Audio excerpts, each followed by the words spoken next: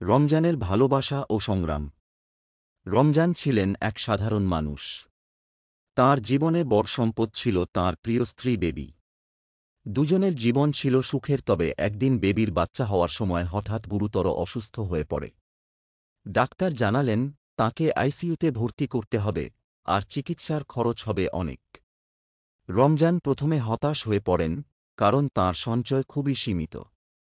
কিন্তু তিনি নিজেকে শক্ত করে বললেন, বেবি আমার জীবনের অংশ, আমি যা কিছু করতে পারি তা করব। রমজান দিনরাত কাজ করলেন।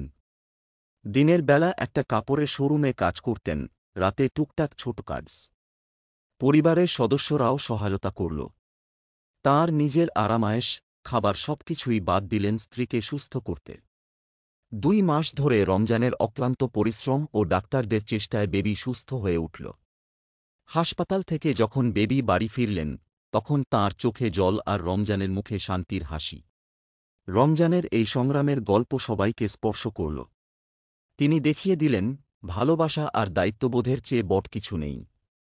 যখন ইচ্ছাশক্তি এবং ভালোবাসা থাকে, তখন যেকোনো কঠিন পরিস্থিতি জয় করা সম্ভব। শিক্ষা: ভালোবাসা ও দায়িত্বের জন্য ত্যাগ স্বীকার করলে জীবনের যেকোনো কঠিন পরিস্থিতি মোকাবিলা করা সম্ভব। রমজানের বাস্তব জীবনের ভিডিওটি ভালো লাগলে আমাদের চ্যানেলটি সাবস্ক্রাইব করুন। ধন্যবাদ।